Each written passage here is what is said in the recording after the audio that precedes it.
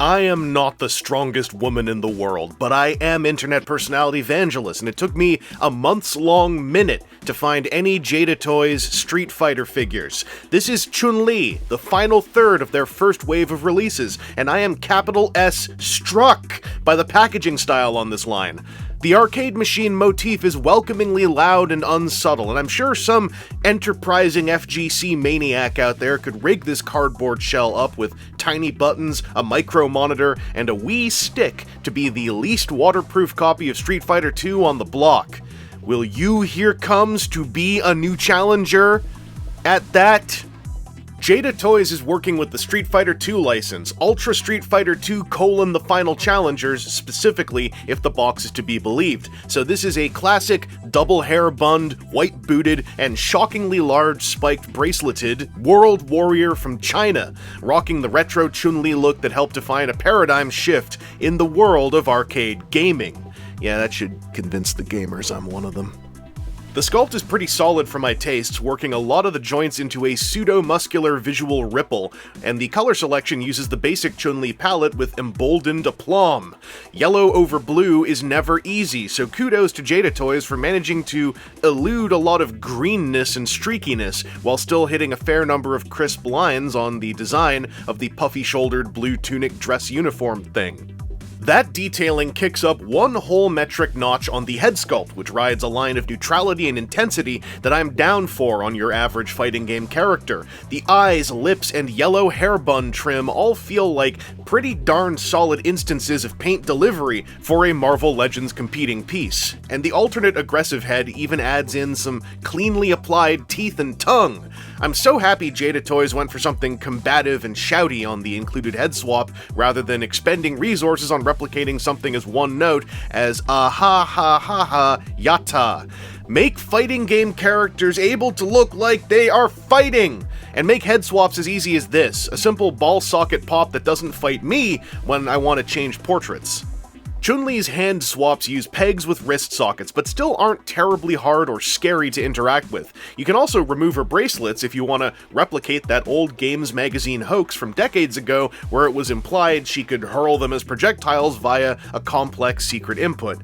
Along with her requisite fightin' fists, she's also got choppin' hands, though they ride a few subtle visual lines to also fill in for pre-special move poses. You could probably get away with using them as regular open hands too if you don't look at them too hard, or write some contextual headcanon about her knuckles feeling stiff.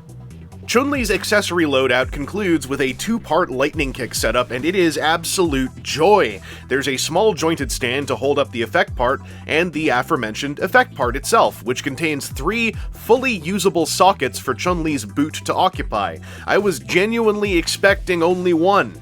Having each visible kick kaboom as a mounting point option adds a level of basic tactile play that puts me in a happy place. Not to mention that obviously you can decide whether the posed snapshot is one in the midst of a high, middle, or low kick. In the 21st century, nothing's more important on a Street Fighter figure than articulation, and Jada Toys friggin' They kicked ass, man. So we got, all kinds of ball socket motion up here. We got these big puffy shoulder things are still able to more or less T-pose, almost fully T-pose. It's like a degree off. There's a bicep swivel up in the sleeve, a double hinged elbow, a wrist swivel with or without the bracelet, a hinge at that wrist. In here in the torso, it's just look at this! I don't need to really go into detail other than just to explain that this feels good and the motion is incredible. Oh, but how are those hips gonna work? Is it a V crotch? Kinda, but no. They kick forward, they kick backward. They spinning bird kick, in fact. They can kick outward, full-on splits, full-on just perceptor kick. That's a classic. The thighs can also swivel, and it's a big cut, and yet on this sculpt, I don't think this janks the detail horrendously. I think because it's all one color. Double-hinged knee works like a charm. There's a boot cut. You got an ankle hinge. It pegs into the foot, which means you then get this kind of an ankle tilt. The articulation, it feels so good, and it all works. It's like what I want Marvel Legends to be, and sometimes they're not. Where, like, nothing on this feels gummy or soft as far as, like, the major hinges. And then, like, one of the things that really blew my mind was, like, I wonder if we can just, like, crisscross legs, like her crouch pose in one of them games, when she's basically, like, when you crouch, it's like I'm also charging the SBK.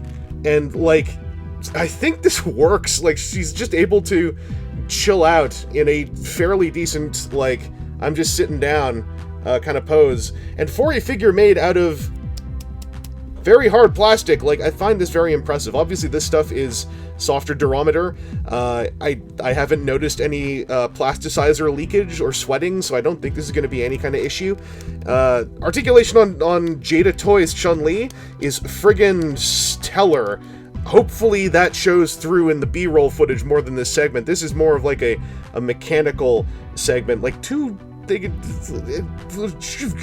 I don't think I'd even mention that there's a joint at the bottom and the top of the neck, but hopefully you could tell. I love posing this toy, and apparently she's the worst of the first three because she doesn't have, like, the butterfly joints, and I'm like, you add butterfly joints to this body, it only gets better. So if Fei Long and Ryu are even better than this, then, like, hell yeah. Little kid me is hype as hell. This piece is my first time with a Jada Toys 6-inch action figure, and I am so down for a few more. The tactile experience was lovely, with hand feel easily on par with the best Hasbro adjacents I've messed with in recent years. Which isn't that many, but enough to have favorable opinions, nicer than my modern Marvel Legends, meatier than my Lightning collection, and slightly more natural than my classified Destro and Cobra Commander. If Chun-Li is the weakest of Wave 1, as I've been told, I can only imagine what future waves and iterations will bring. I'm very curious to see how Jada Toys tackles body types like Zangief, Dhalsim, or Honda, while Chun-Li's hip joint design gives me a lot of confidence about someone like Cammy. My main hope was solid hand feel and easy dynamic posing, and this figure gives me so much anticipation for Jada Toys to expand into more stuff like this. I've got to track down one of those Mega Men. Like, I gotta know.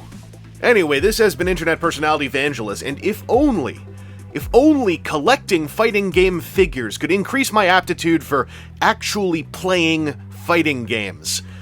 Lifetime Scrubs, rise up! Unite! Mash button!